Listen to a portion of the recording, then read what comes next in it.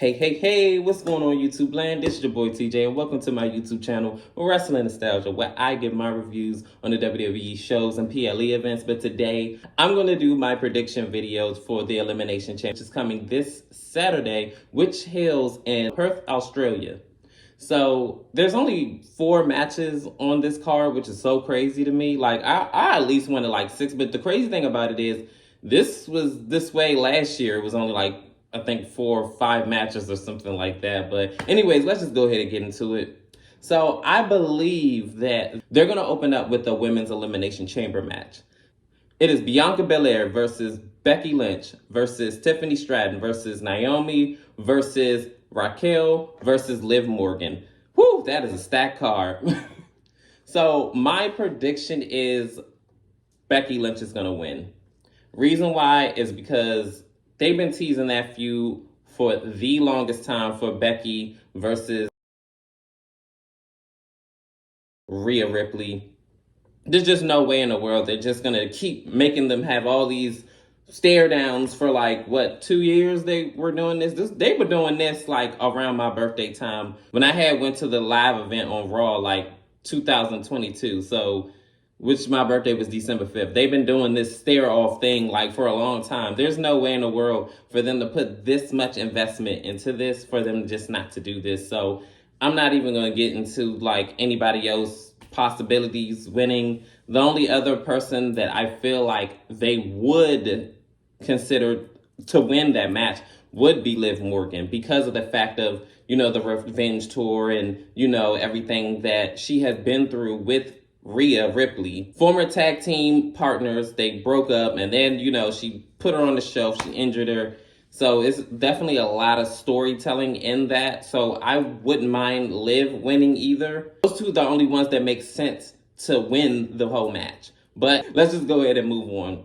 The next match on the card, I believe, is going to be Damian Priest and Finn Balor versus Tyler and Pete Dunne.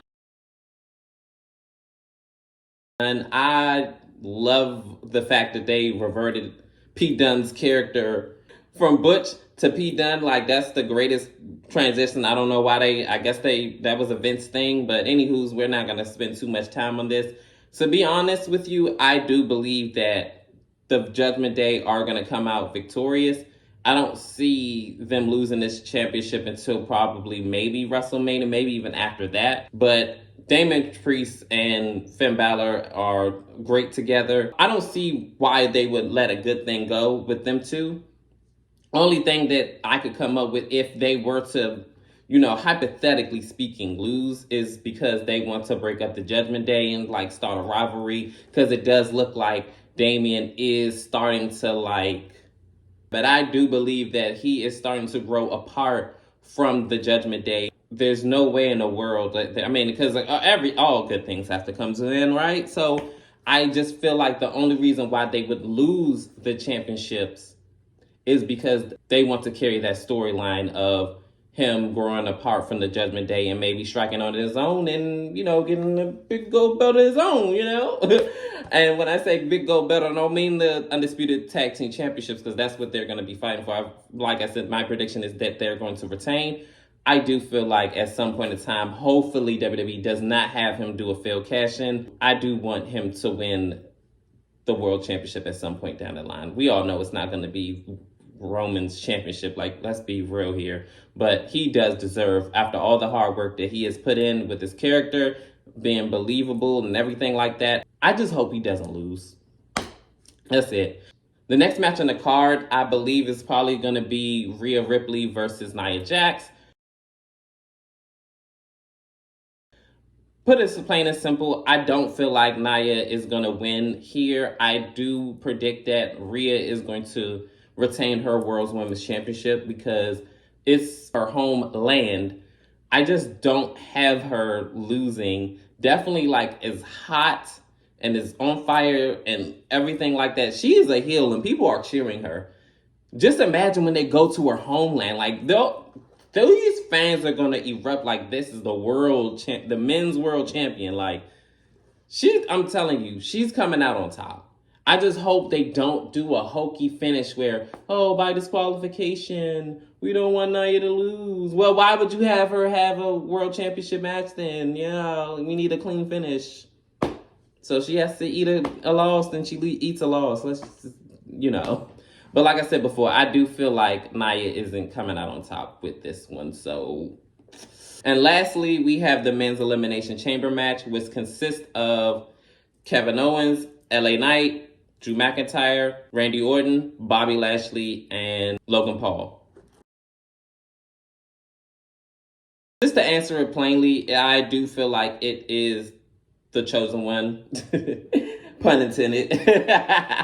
Drew McIntyre. I do feel like it is going to be him. The way that he's been pushed with everything that the rumors going around that he's leaving WWE or he hasn't resigned quite yet, I don't feel like they would be pushing him this hard. Or maybe they're keeping it like under wraps. Maybe, you know, he did sign the deal. They just haven't announced it yet. That's why they're pushing him.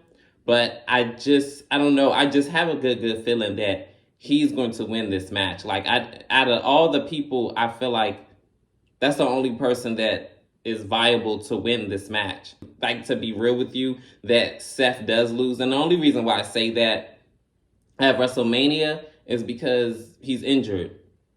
And again, I'm going to keep saying this every video when I talk about these champions. When did this 30-day clause just get thrown out? Really, I want to know. I've been looking online at everything. When did the 30-day clause ever just was like, nope, that's a thing of the past. When did this 30-day rule thing, like, am I the only one that remembers this? The 30-day clause. When you are a champion, you have to at least defend your championship once a month. When did this ever get like thrown out? Because I'm trying to figure out why he's still the champion. He was supposed to let it go. It's been 30 days up. And he injured? He got to give it up.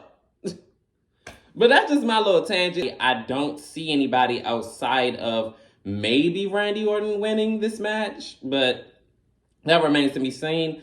Out of everybody, and maybe possibly LA Knight. And the reason why I say that is because his star power is out of this world. Everybody loved LA Knight and they wanted to see him be the world champion.